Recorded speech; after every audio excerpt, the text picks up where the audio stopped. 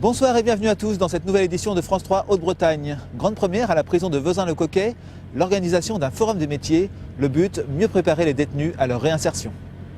Entreprises du bâtiment, agences d'intérim, organismes de formation, ce sont les acteurs habituels d'un forum des métiers qui était réuni ce matin au centre pénitentiaire de Rennes-Vezin. Sur 720 détenus, une bonne centaine sont venus rencontrer ces professionnels. C'est quelque chose qui va les mobiliser et les tendre vers leur sortie avec comme objectif la structuration d'un projet qui va venir chercher ici au Forum de l'Emploi peut-être un partenaire professionnel qui va leur accorder une mission, un contrat, en tout cas quelque chose qui va leur permettre de structurer un projet. Un projet professionnel qui pourra les aider à obtenir un aménagement de peine ou tout simplement à mieux se réinsérer dès leur sortie. La première fois que j'ai été incarcéré, quand je suis sorti à l'extérieur, j'avais forcément un trou dans mon curriculum vitae. Il m'est arrivé de le dire. Vous voyez, je voyais quand même la personne en face, que ce soit bien de l'agence intérim ou quoi que ce soit, vous voyez que c'était un problème. Et aujourd'hui, quand on voit comme ça des agences intérimaires, des organismes de formation, des employeurs venir dans la prison, c'est que ça veut dire que demain, quand on sortira, qu'il y aura des gens qui ne nous fermeront pas la porte du fait qu'on aura fait de la prison, quoi. Voilà, tout le monde joue le jeu, tout le monde fait quelque chose. Et si tout le monde joue le jeu, c'est que chacun y trouve son intérêt. Après 3 ans de crise, le secteur du bâtiment commence à reprendre du poil de la bête.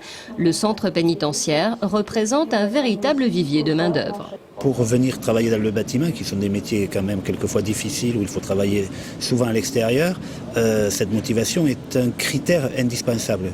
Et je pense qu'ici, on a des candidats qui sont de bons candidats pour être de futurs salariés du bâtiment. D'ailleurs, d'autres secteurs, comme celui de la restauration, pourraient être intéressés.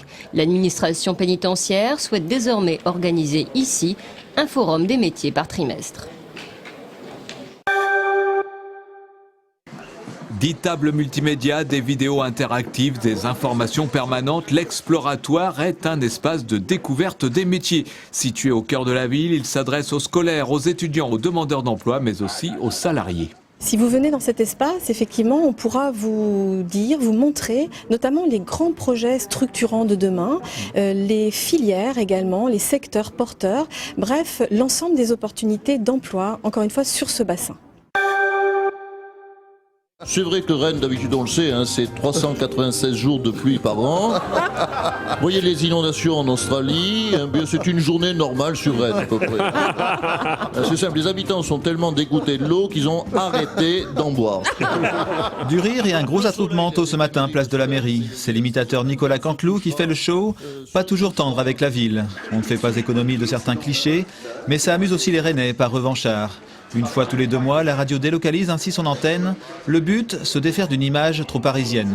Les auditeurs sont très sensibles au fait qu'on aille au-devant d'eux. Et dans chaque ville où nous sommes passés, chaque ville ou chaque région, il y a un impact en termes d'audience. C'est-à-dire que l'on voit ensuite que mécaniquement, l'audience a tendance un petit peu à monter. Quand on va à la rencontre du public, c'est assez intéressant de voir comment on est perçu, comment on est reçu, remonter comme ça la façon dont on est perçu. C'est toujours intéressant pour s'enrichir et pour essayer de bien choisir nos angles, de bien valoriser nos sujets. Les animateurs et journalistes se sont ainsi succédés toute la journée derrière ces vitres. Si le cœur vous en dit, c'est Nicolas Domeran qui officie actuellement jusqu'à 20h, suivi de Pierre-Louis Basse.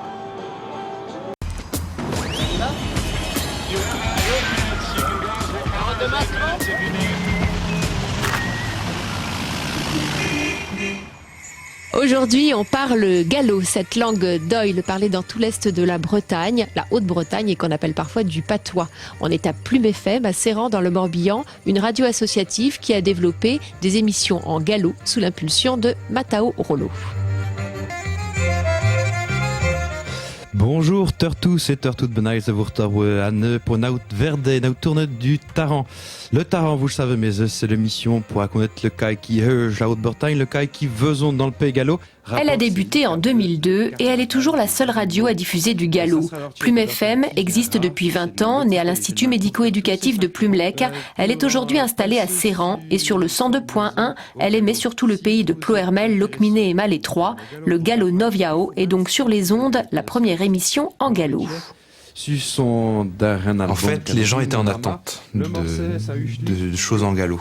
Ils avaient envie d'entendre du galop, mais qui allait dans le sens de leur fierté, parce que les gens sont fiers, même s'ils sont parfois honteux, ils sont quand même fiers de... Il y a une réappropriation quand même de la langue là, pour les locuteurs. Donc du coup, quand ils ont entendu des émissions en galop sur Plume FM, ils se sont dit « Ah, là, il y a quelque chose ». Et en fait, on s'est rendu compte que c'était une des émissions les plus écoutées au départ.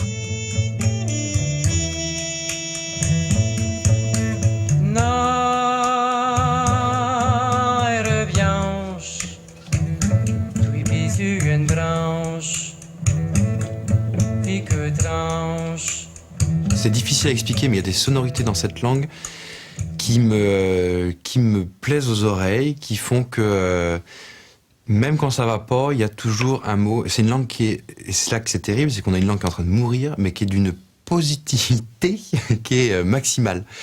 Elle a toujours, les gens ont toujours un bon mot, hop, pour aller de l'avant. Demain il fera jour, quoi. Donc allez, on avance. Et là, c'est une langue qui c'est la pincée de sel là, qui m'éveille le cœur, en fait. À cette heure, je retourne à l'école pour prêcher galop à des cagnao de 4-5 ans d'âge. On le dit, mais c'est vrai, c'est plus facile à comprendre qu'à parler. Allez, petite leçon. Chiksé-kitos. Toc toc toc. Chiksé. Chiksé-kitos. Chiksé-kitos, salut. Le gallo est parlé sur les 3/5 de la Bretagne dans sa partie est. L'évaluation n'est pas aisée, mais il semblerait qu'elle compte près de 200 000 locuteurs. Cette langue latine, toujours vivante, est pourtant menacée d'extinction. Anne-Marie Pelatte, de l'association Dihune, l'enseigne aux enfants comme ici à l'école maternelle Notre-Dame du Roncier à Josselin. Le drôle de pieu, vous avez tiveuil? Là, on arrive à la période où c'est la dernière génération de locuteurs naissants de galop. Voilà. Donc si on fait rien maintenant, le galop dans 10 ans ou 20 ans, si on est optimiste, aura disparu. Donc c'est maintenant qu'il faut la transmettre. Et maintenant qu'il faut la transmettre aux plus jeunes, comme ici. Ça apporte une ouverture à une autre langue, et une langue qu'ils connaissent, parce que autour d'eux, on parle encore galop. De temps en temps, certains me disent « Ah ben mon tonton, il m'a dit à l'Arvérie ». Donc c'est concret pour eux. Anne-Marie vient une fois par semaine dans cette école depuis 4 ans. Après des décennies d'abandon et d'oubli, la date clé pour la revalorisation de cette langue, c'est la création en 1984 d'une option gallo au baccalauréat. En 2004, le Conseil régional la reconnaît officiellement comme langue de Bretagne, au même titre que le breton. Il y a encore beaucoup de locuteurs qui ont encore honte de leur langue. Et pour moi, c'est aussi déjà de renouer le lien qui a été cassé par l'école et puis par la société en général, qui a fait passer le galop pour quelque chose de plouc en fait, un patois qu'on cachait un petit peu à la maison. Et puis de revaloriser aussi les gens qui la parlent par le biais de l'école aussi. Aujourd'hui, plusieurs associations, centres ressources militent pour le galop et sont très actives.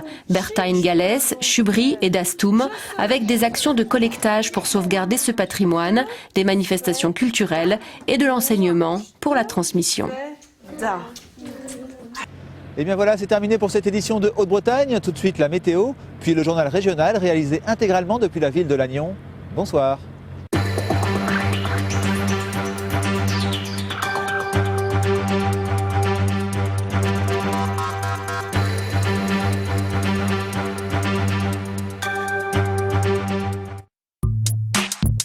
Retrouvez votre édition locale en podcast sur France3.fr.